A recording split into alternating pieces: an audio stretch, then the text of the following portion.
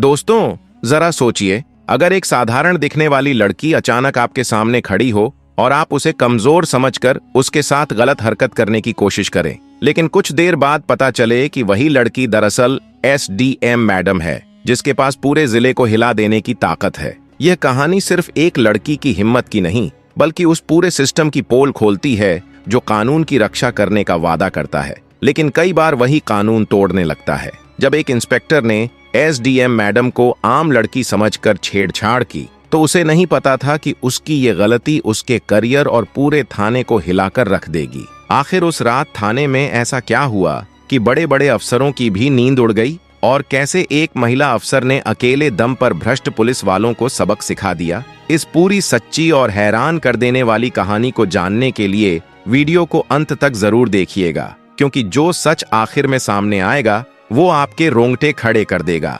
SDM Sharda Chaudhary अपने office में बैठकर फाइलों में व्यस्त थीं। तभी अचानक उनका फोन बजा। कॉल उनकी कॉलेज की पुरानी दोस्त सरोज का था। दरअसल सिर्फ 4 दिन बाद सरोज की शादी होने वाली थी और वह बहुत उत्साहित होकर शारदा को अपनी शादी में आने का न्योता दे रही थी। शारदा ने मुस्कुराते हुए उसकी बात सुनी और शादी में शामिल होने का वादा कर दिया। 4 दिन पलक झपकते ही निकल गए और शादी का दिन आ पहुंचा। शारदा चौधरी ने जाने की पूरी तैयारी कर ली। कपड़े पहनते हुए अचानक उनके मन में एक ख्याल आया। हर रोज गाड़ी और सिक्योरिटी के घेरे में ही घूमती हूँ, लेकिन क्यों न आज एक साधारण लड़की की तरह जाया जाए। पुराने कॉलेज के दिन याद आ जाएंगे। यही सोचकर उन्होंने सरकारी गाड़ी और सुरक्षा कर्मियों को छोड़ दिया और भाई की बुलेट बाइक पर सवार होकर बिल्कुल आम लड़की की तरह दोस्त की शादी के लिए निकल पड़ी। जैसे ही शारदा हाईवे पर पहुंची, सामने पुलिस की बैरिकेडिंग दिखाई दी। कुछ पुलिसकर्मी वाहनों की चेकिंग कर रहे थे। सबसे आगे खड़ा था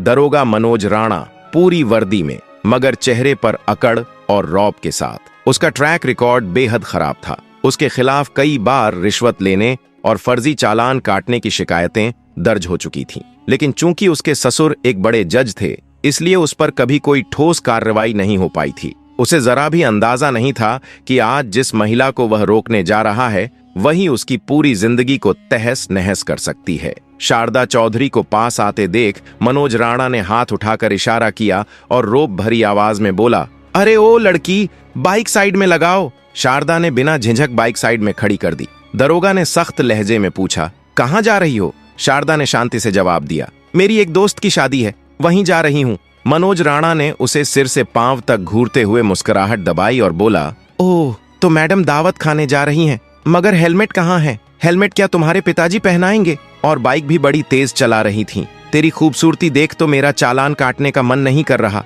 लेकिन मजबूरी है, ड्यूटी होती है, चालान तो करना ही पड़ेगा। यह कहते हुए उसने चालान बुक निकाल ली। शारदा चौधरी समझ चुकी थी कि चालान तो केवल बहाना है, उसकी नीयत कुछ और है। उन्होंने शांति से कहा, सर, मैंने कोई नियम नहीं तोड़ा है। ये सुनते ही मनोज राणा तैश में आ गया और ऊंची आवाज में बोला, ओ मैडम, हमें कानून मत सिखाओ। पुलिस हम हैं, तुम नहीं। कायदे कानून हमें अच्छी तरह आते हैं। शारदा बस चुपचाप उसे देखती रही। तभी अचानक दरोगा मनोज राणा ने गुस्से में कदम बढ़ाया और अगले ही पल उनके गाल पर जोरदार थप्पड़ जड़ दिया। घुर्राते हुए बोला, बहुत सवाल पूछती है, पुलिस जो कहे उसे चुपचाप मान लेना चाहिए। शारदा का सिर अचानक पीछे की ओर झटका, लेकिन उसने तुरंत खुद को संभाल लिया। अब उसकी आंखों में गुस्से की लपटें साफ झलक रही थीं। यह देखकर दरोगा मनोज राणा जोर से ठहाका मारकर बोला, लगता है इस लड़की की अकड़ अभी भी बाकी है, इसे सही सबक सिखाना पड़ेगा। तभी एक सिपाही आगे आया और दरोगा से बोला,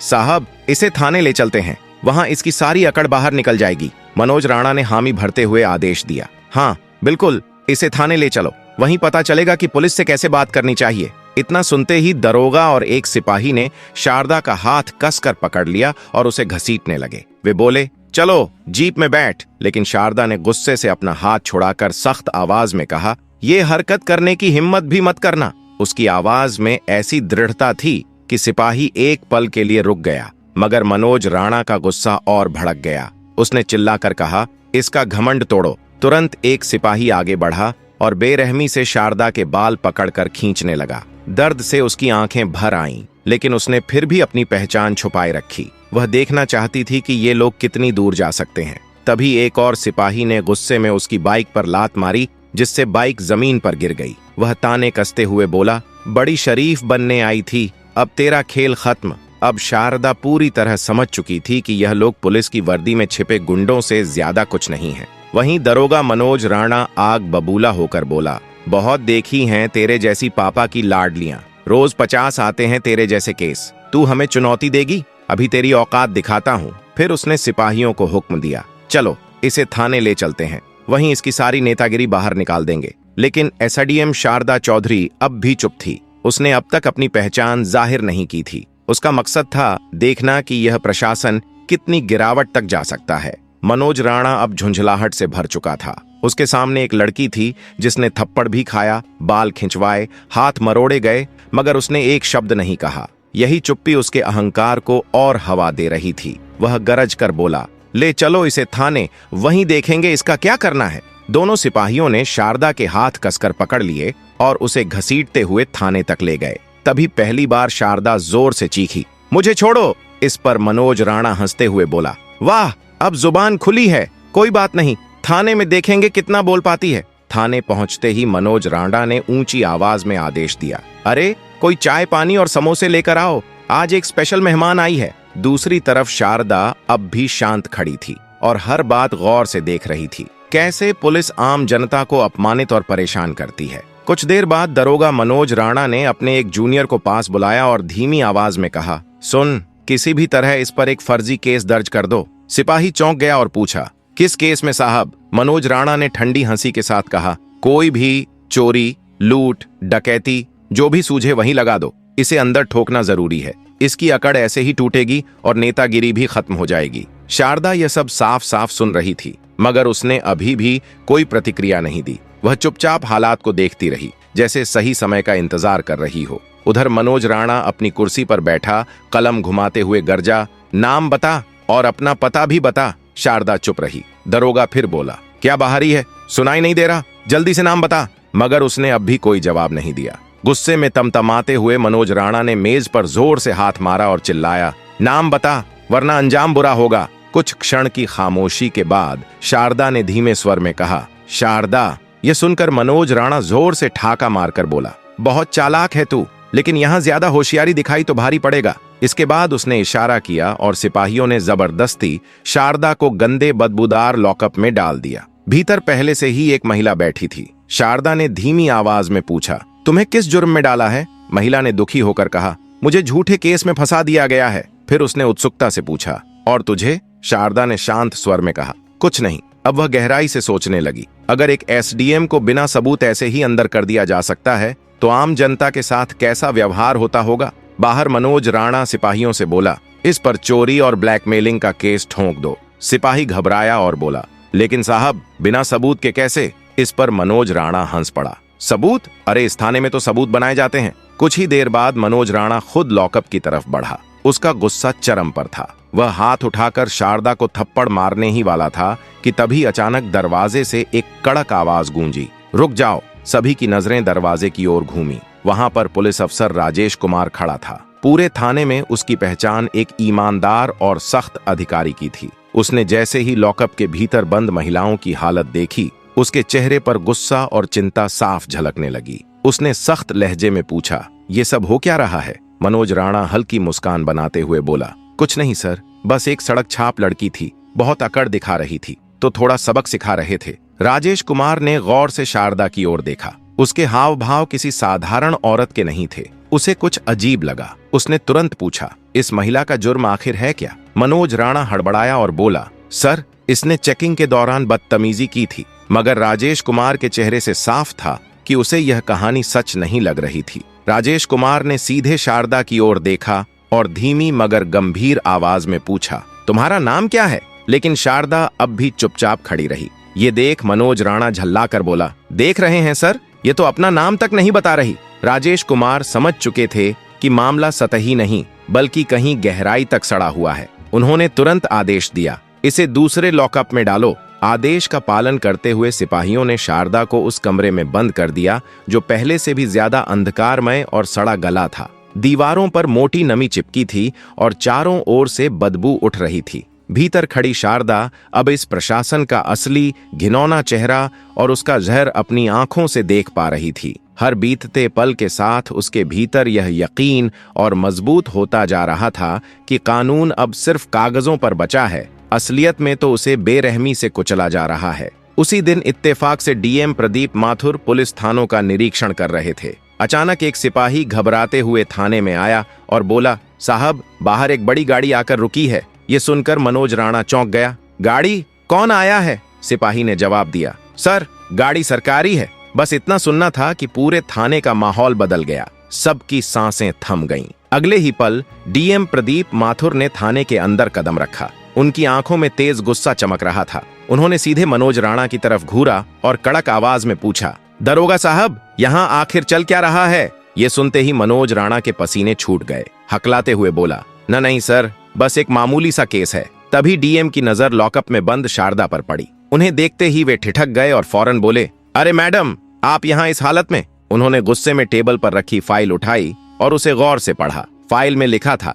420 और ठगी का केस। ये देखकर डीएम प्रदीप माथुर की गरजती हुई आवाज दीवारों से टकराई। इस महिला पर 420 और ठगी का केस? कौन से सबूत हैं तुम्हारे पास? मनोज राणा बुरी तरह हड़बड़ा गया। उसके पास कोई जवाब नहीं था। उसकी जुबान लड़खड़ाने लगी। तभी डीएम ने सख्त आदेश दिया, इन्हें तुरंत लॉकअप से बाहर निकालो। इसके बाद उन्होंने गुस्से से मनोज राणा की ओर देखा और दहाड़ते हुए बोले, दरोगा साहब, आपको अंदाजा भी है ये महिला कौन है? ये इस जिले की नई नियुक्त हुई एसडीएम शारदा चौधरी हैं। इतना सुनते ही पूरे थाने में मौत सा सन्नाटा छा गया। हर पुलिसकर्मी अवाक रह गया। मनोज राणा के हाथ पैर कांपने लगे। उसकी आंखों के आगे अंधेरा छा गया। जिस औरत को वह फर्जी केस में फंसाने की कोशिश कर रहा था, वही इस जिले की एसडीएम निकली। तभी एसडीएम शारदा चौधरी ने खुद अपनी चुप्पी तोड़ी और डीएम से कहा, इस दरोगा ने मेरे ऊपर हाथ उठाया, मेरे साथ बदसलूकी की और मुझ पर फर्जी केस डालने की कोशिश की। और अंदर जो महिलाएं बंद हैं, वे भी यही कह रही थीं कि इन्हें झूठे मामलों में फंसाया गया है। यह सुनते ही डीएम प्रदीप माथुर की आंखें गुस्से से लाल हो गईं। डीएम प्रदीप माथुर ने तेज और कड़क आवाज में कहा, दरोगा मनोज राणा, तुम्हारी इतनी हिम्मत कैसे हुई कि तुमने एक एसडीएम मैडम पर हाथ उठाया, झूठा केस डाला और एक निर्दोष महिला को भी फंसाने की कोशिश की?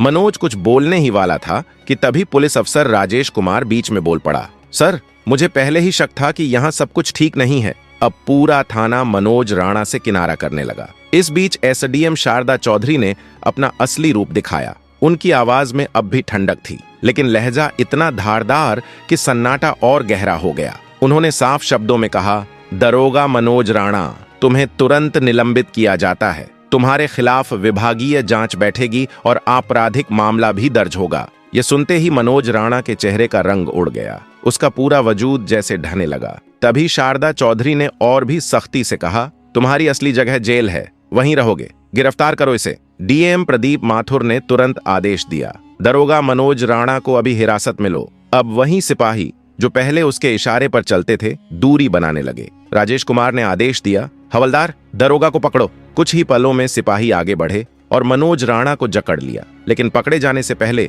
उसने आखिरी चाल चली। जोर से हंसते हुए बोला, रुकिए मैडम, क्या आपको लगता है कि भ्रष्टाचार सिर्फ मुंह तक सीमित है? ये पूरा थाना मेरे साथ है और इसके तार ऊपर तक जुड़े हैं। उसकी यह बात सुनकर कई पुलिसकर्मियों के चेहरे पीले पड़ गए। किसी ने आंखें नीची कर लीं, किसी के पैर कांपने लगे। माहौल भारी हो गया। शारदा चौधरी ने गहरी नजर से डीएम की तरफ देखा और दृढ़ स्वर में कहा, सर, यह मामला सिर्फ एक दरोगा का नहीं है, पूरा थाना सड़ा हुआ है। यहाँ गहन जांच जरूरी है। प्रदीप माथुर ने बिना देर किए आदेश दिया, तुरंत एंटी करप्शन ब्यूरो एसीबी को बुलाओ, हर फाइल, हर केस की जांच होगी।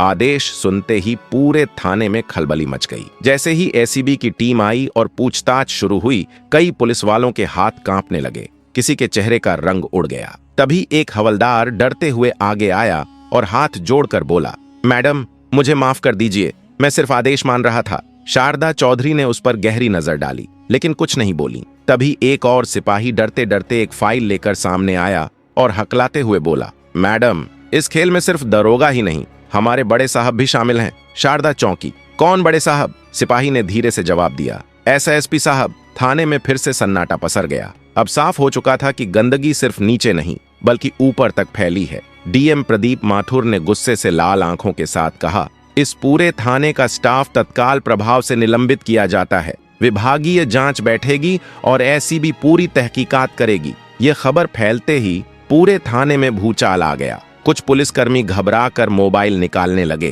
कोई बाहर भागने का बहाना ढूंढने लगा तो कुछ सिर झुकाकर खामोश खड़े रह गए। लेकिन इस बार किसी के पास बचने का रास्ता नहीं था। शारदा चौधरी ने गहरी सांस लेते हुए दृढ़ स्वर में डीएम प्रदीप माथुर से कहा, अब हमें एसएसपी साहब से भी जवाब लेना होगा। बिना समय गंवाए डीएम ने आदेश दिया, उन्हें तुरंत यहां बुलाया जाए। जैसे ही यह बात बाहर फैली, पत्रकारों के कैमरे और माइक थाने की ओर दौड़ पड़े। पूरे मीडिया चैनल्स पर हेडलाइन चलने लगी, पूरा थाना सस्पेंड, भ्रष्टाचार का बड़ा खुलासा। अब यह मामला जिले से निकलकर पूरे राज्य में चर्चा का विषय बन चुका था। कुछ देर बाद एसएसपी साहब थाने में दाखिल हुए। उन्होंने गुस्से से चारों ओर नजर घुमाई और ऊंची आवाज में कहा, यह तमाशा किसने खड़ा किया है? लेकिन एसडीएम शारदा चौधरी अपने कदमों पर अटल खड़ी थीं। उन्होंने सीधी नजरों से एसएसपी की आंखों में झांका और ठंडी मगर नुकीली आवाज में कहा, क्या आपको लगता है कि आप भी बच निकलेंगे? फिर उन्होंने एक मोटी फाइल एसएसपी के हाथों में पकड़ाई